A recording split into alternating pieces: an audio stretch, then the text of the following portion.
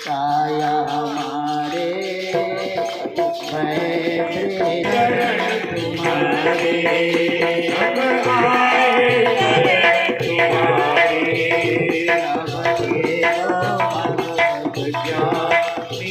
आज्ञा गुरु जी हमारे अब आए सारा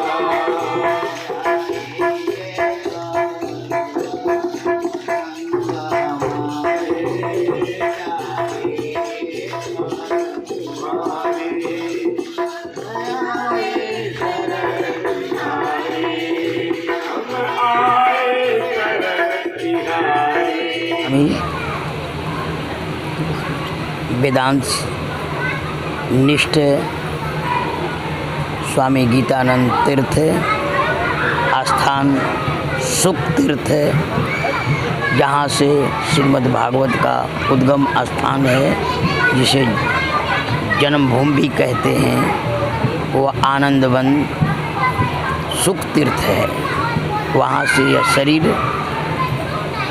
जोशी प्रतिष्ठान में श्रीमद् भागवत अनुष्ठात्मक कथा के अंतर्गत ज्ञान यज्ञ चल रहा, जिसमें आज के प्रसंग में ध्रुव चरित्र का आख्यान चल रहा है और आगे के प्रसंग में चंद्रवंश और सूर्यवंश की अवतार का कथा आने वाली है।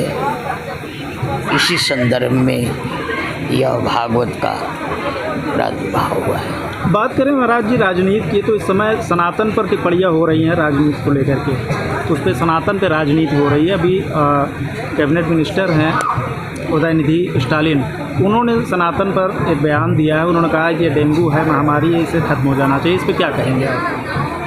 हमारा कोई राजनीति से कोई संबंध नहीं है और ना कोई इसमें लगाव होता है।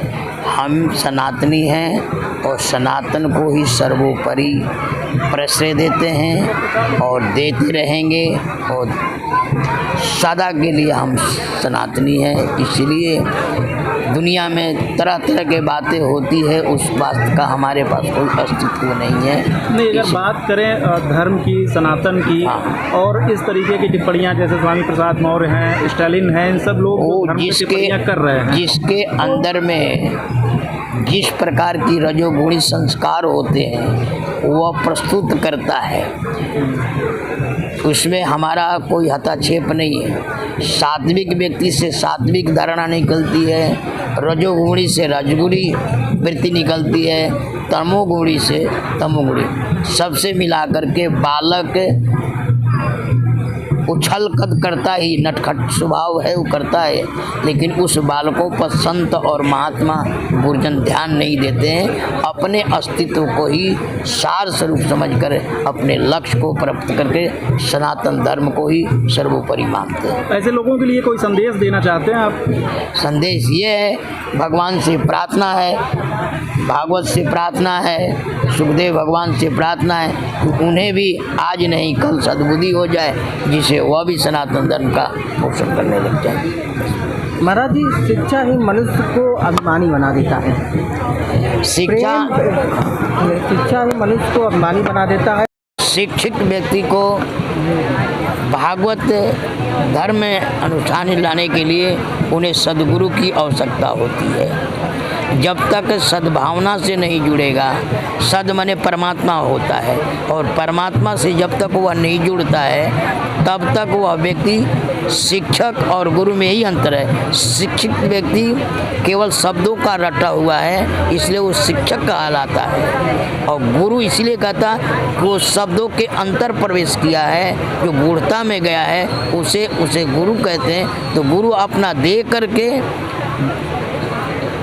ज्ञान देता है, सब कुछ देता है, और शिक्षक लेन देन करता है, इसलिए उसका शिक्षक नाम पड़ता है। इसलिए उसकी वृत्ति बहिर्मुखी है और गुरुजनों का वृत्ति अंतर्मुख है, और अंतर्मुखी व्यक्ति ही यथार्थ में सनातन का पोषण करता है। महाराज जी, हिंदुत्व खतरे में जा रही है, सनातन धर्म को धर्मावतरण से परिवर्तन किया जा रहा है।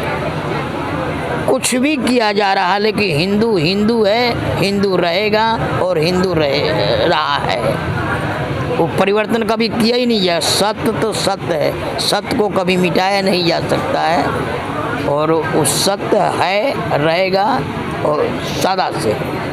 क्या श्रीमद् भागवत कथा के माध्यम से जो है मानव को जो है किस प्रकार से जो है सद्बुद्धि प्रदान मिलती है? अनवर्त संसर्ग में रहेगा तो हो जाएगा, अनवर्त संसर्ग में रहेगा।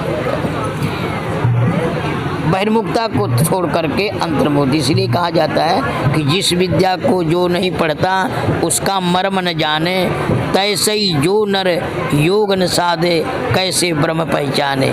जिस विद्या को चाहो जानना उसे साधना होगा, फंसा पड़ा मन विषय जाल में उन्हें त्यागना होगा।